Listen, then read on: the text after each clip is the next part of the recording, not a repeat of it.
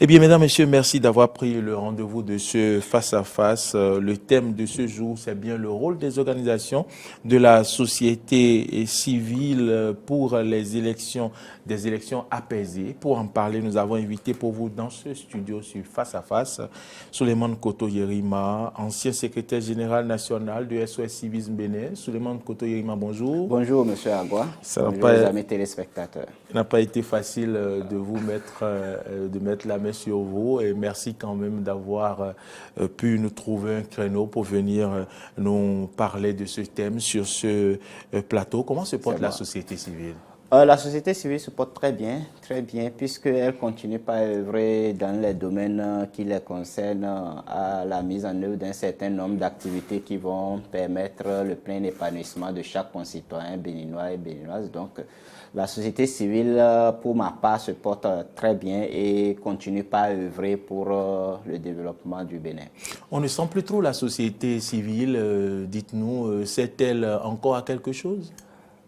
On ne sent pas quelle société civile. C'est là où généralement le problème se pose. Bon, nous avons l'impression que la société civile se limite souvent à celle qui s'emploie dans le domaine de la gouvernance, dans le domaine de l'action publique, des élections et tout, alors que la société civile, c'est tout un ensemble. Il y en a qui interviennent dans les domaines de la santé, dans le domaine de l'environnement, dans le domaine de l'éducation, ainsi de suite. Donc, c'est un ensemble qui travaille à concourir au développement du Bénin et on est toujours sur le terrain. Maintenant, si on veut sentir la société civile qui fait le yo-yo, qui fait le bruit sur les médias, sur le terrain, oui, on ne la sent plus parce que nécessairement le bruit n'a pas apporté les résultats qu'on escompte et il faut employer d'autres pistes de solutions pour pouvoir obtenir les résultats qu'on souhaite. Lorsqu'on est dans le domaine de la gouvernance, ce n'est pas en allant faire du bruit contre ceux qui ont le pouvoir décisionnel qu'on obtient des résultats. Il faut aller discuter avec ces derniers, il faut aller faire des médiations, il faut faire du plaidoyer.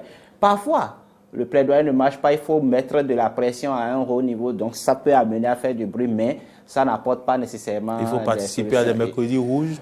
Il faut participer à des mercredis rouges si on pense que c'est la solution à un moment donné. Mais écoutez, ceux qui ont fait mercredi rouge, on sait là où ça a fini. Et donc, c'est une autre étape de la vie qui est déjà. Il faut créer mercredi vert alors? Non, pas nécessairement, pas nécessairement. Il faut d'abord travailler à ce que les acteurs puissent prendre conscience des besoins que nous avons. Mais pour qu'ils puissent prendre conscience des besoins, ce n'est pas en allant faire des manifestations publiques, c'est d'abord en leur exposant clairement les besoins que nous avons et les solutions que nous pensons qui peuvent permettre de sortir de ces besoins que nous avons là. Et donc, il faut aller vers ces acteurs qui ont le pouvoir décisionnaire. Si c'est au niveau local, il faut aller vers l'autorité communale, vers les conseillers de village et de quartier de ville, pour leur montrer les problèmes qui se posent aux concitoyens afin qu'ils apportent les solutions. Si c'est au niveau national, il faut aller soit au Parlement, soit au niveau du gouvernement ou au niveau de n'importe quelle autorité administrative qui peut apporter la réponse pour pouvoir discuter, lui exposer le problème dont nous souffrons pour chercher les solutions. Maintenant, si on fait tout ça, qu'on n'obtient pas de résultats,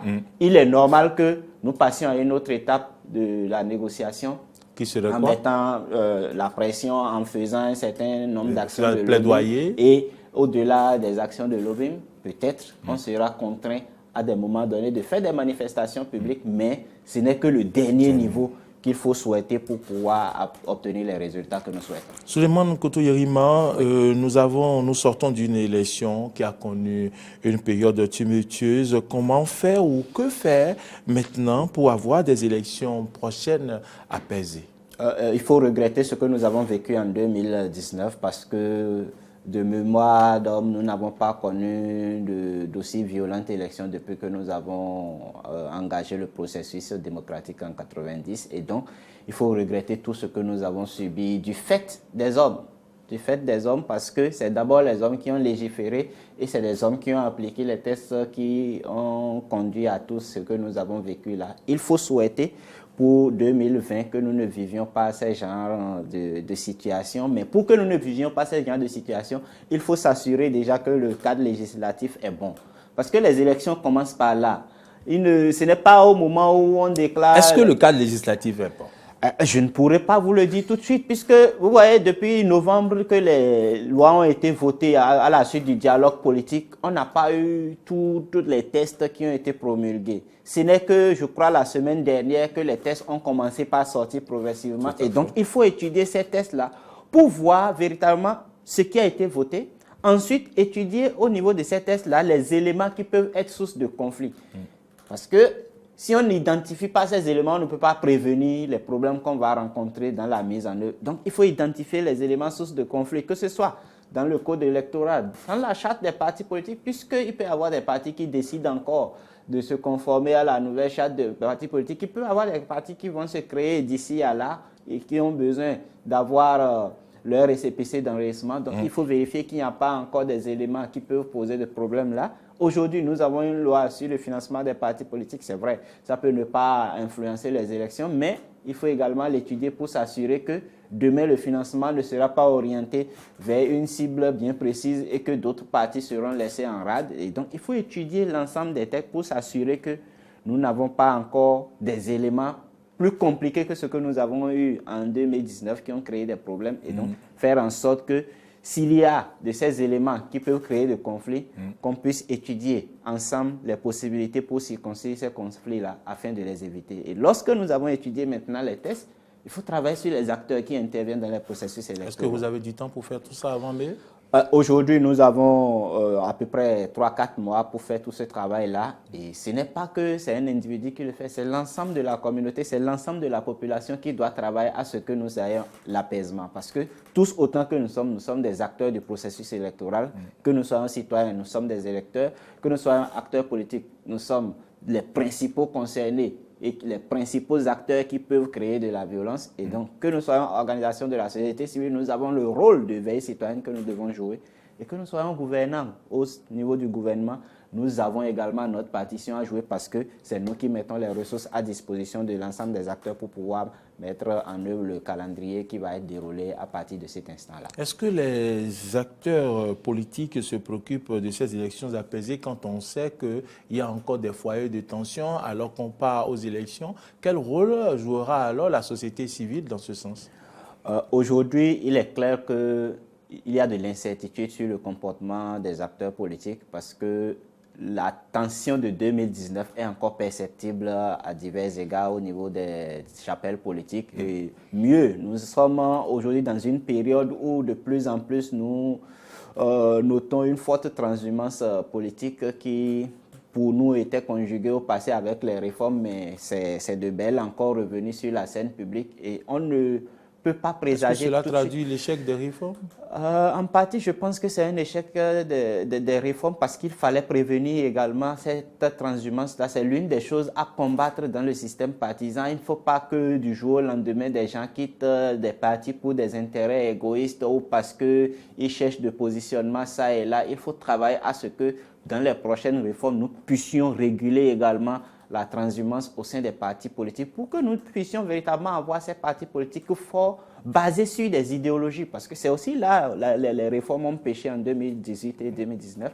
Les partis tels que conçus ne sont pas basés sur une idéologie. Il faut veiller à ce que l'idéologie soit claire et dès que tu t'inscris sur une idéologie, il serait difficile de dire que tu as quitté telle idéologie pour rejoindre une autre idéologie.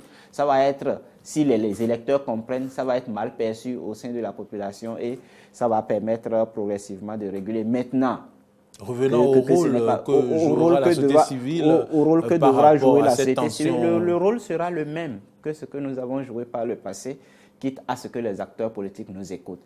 C'est d'abord le rôle de plaidoyer, de discussion. Les populations doivent vous écouter aussi. Qu'allez-vous faire à l'endroit des populations? Oui, il faut d'abord travailler sur les acteurs politiques parce que la violence ne vient pas d'abord de la population. C'est des gens qui incitent la population à la violence. Donc, il faut travailler sur ces acteurs qui sont les sources de violence. Il faut faire en sorte que les acteurs politiques d'abord revoient leur langage politique sur le terrain, revoient leur comportement sur le terrain et ceux qui sont en difficulté aujourd'hui puissent faire un travail pour que le processus électoral puisse aller à l'apaisement.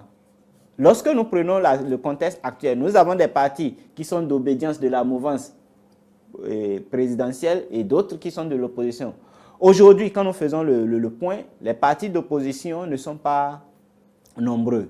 D'autres n'ont pas encore le précieux sésame pour pouvoir se porter candidat aux élections. Qu'est-ce que nous faisons, par exemple, au niveau de ces partis-là, c'est de travailler à ce que ces partis... Cela crée des débats aussi de ces partis.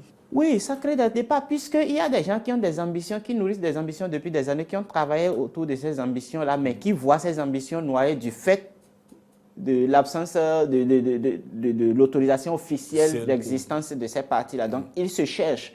C'est là où je parlais d'idéologie, parce que nous ne sommes pas ancrés dans l'idéologie. Les gens peuvent facilement quitter leur parti pour aller vers d'autres destinations. Et donc, il faut faire en sorte que ces partis d'opposition aujourd'hui puissent vraiment jouir des pleins droits que n'importe quel autre parti au niveau national, à partir du moment où officiellement ils sont constitués. Pour ceux qui ont encore des difficultés à se constituer, s'ils engagent le processus, il faut s'assurer qu'au niveau du ministère de l'Intérieur, les gens jouent leur partition également de manière impartiale, de manière juste, pour pouvoir attendre leur délivrer le précieux sésame pour pouvoir porter leur candidature pour les prochaines échéances électorales. Et ça, c'est un travail qu'il faut également faire à l'endroit de tous les acteurs qui doivent intervenir dans ce processus. Si un parti décide d'aller vers le ministère de l'Intérieur, il faut s'assurer que les cadres du ministère de l'Intérieur font bien leur travail et qu'au terme du processus, le ministre fait bien son travail en délivrant les récépissés d'enregistrement, quitte au parti d'aller faire les dernières étapes pour obtenir le récépissé définitif d'enregistrement de son parti. Et donc, lorsque ceci est fait, maintenant, il y a la Sénat. La Sénat va enregistrer les candidatures. Elle va enregistrer ces candidatures sur la base de la loi électorale qui a été éditée. Oui. Elle a déjà sorti son calendrier. Et donc, il faut souhaiter également qu'au niveau de la Sénat, nous ne connaissions pas des erreurs mineures dans un camp et pas dans d'autres camps. Lorsqu'il y a des erreurs mineures partout, cela crée des frustrations. Ça crée des frustrations. Donc, il faut veiller à ce que partout où il y a des erreurs, soit on donne la possibilité aux gens de les corriger si c'est possible, soit alors ces erreurs ne permettent pas à tous ceux qui les ont commis d'aller aux élections, ce qu'on ne souhaite pas, parce qu'aujourd'hui, nous souhaitons que les élections soient, comme par le passé, des fêtes que nous vivions et non des moments de tension. Donc, il faut veiller à ce que, au niveau de la Sénat également, le travail puisse se passer de manière professionnelle, de manière correcte, afin que nous évitions les violences que nous avons connues au cours de 2019. Et donc, voilà ce qu'aujourd'hui nous allons faire. Et enfin, non, pas enfin, au niveau du gouvernement, il faut veiller à ce que les ressources soient mises à disposition de la Sénat. Oui. La Sénat ne peut pas organiser des élections si elle n'a pas les moyens. Il faut les ressources matérielles, les ressources financières nécessaires pour mettre en œuvre toutes les étapes du processus électoral de 2020. Et donc, il est à souhaiter que le gouvernement décide rapidement de mettre les ressources à disposition de la Sénat afin qu'elle puisse déployer tout son agenda. Et enfin, au niveau de la population, il faut travailler à l'éduquer. À l'éduquer à la paix, à l'éduquer au processus électoral et à l'informer sur le contenu et le rôle qu'ils auront à jouer tout le long de ce processus-là. Si nous ne faisons pas ce travail-là, cette population est soumise facilement à la manipulation politique encore et les risques de violence peuvent s'accroître à partir du moment où un acteur politique en décide. Une dernière question, puisque le temps qui nous est imparti tire à sa fin. Quelle crédibilité accorder au COSLEPI quand on sait qu'il n'y a pas l'opposition représentée? Aujourd'hui, personnellement, le COSLEPI ne me dit pas grand-chose parce que pour ma part, ce n'est pas le COS qui fait le travail, c'est juste une structure politique de supervision. Il y a l'Agence nationale de traitement qui fait tout le travail au fait. Mais c'est le COS que nous voyons parce que c'est l'acteur politique chargé de vérifier que les techniciens ont fait leur travail, de s'assurer qu'il y a un consensus qui s'établit autour de cette liste. Malheureusement, en 2019, nous avons élu des acteurs qui sont d'une même obédience, pratiquement, donc sont de la mouvance. Et donc, au niveau du COSLEPI, il est clairement dit que c'est la minorité et la majorité parlementaire qui sont représentées. Et donc, nous avons la minorité et la majorité qui s'est constituée à l'issue des élections de 2019. Et donc, c'est ces deux obédiences qui soutiennent l'action gouvernementale qui sont au niveau du Parlement, qui ont désigné des gens. Quel moyen nous avons aujourd'hui de remettre ça en cause? Aucun. Quel pouvoir l'opposition a à revenir sur ça? Aucun, malheureusement. Le processus est déjà en cours.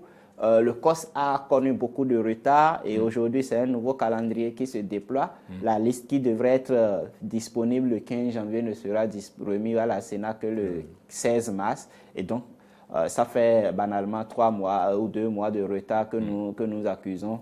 Il est à souhaiter que nous évitions à l'avenir ces genres de situations pour que les processus électoraux puissent se dérouler à temps. Parce que la liste électorale est un élément central de déploiement des activités de la Sénat. Si la Sénat n'a pas la liste à temps, tout le reste des commandes qu'elle doit faire peut connaître des problèmes. Et donc, il faut veiller à ce que nous ayons cette liste-là au plus tard le 16 mars comme prévu afin que les élections puissent se dérouler normalement. C'est déjà fini. Vous êtes ancien secrétaire général national de SOS Civisme Bénin. En quelques secondes, c'est quoi SOS Civisme Bénin? SOS Civisme Bénin, c'est le réseau ouest-africain des animateurs de l'action civique, la section béninoise, qui depuis 1996 travaille au Bénin à l'éducation, à la citoyenneté responsable des populations et qui veille sur la gouvernance de nos acteurs publics afin de s'assurer que les engagements pris sont en train d'être respectés et que les tests législatifs sont en train d'être respectés dans la mise en œuvre de l'action publique en général.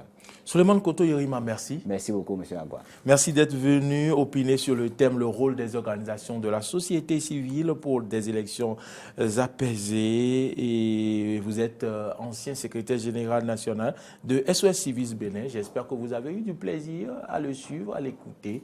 Et mesdames, messieurs, merci de nous avoir suivis. Nous vous laissons en compagnie de Natacha Kofi.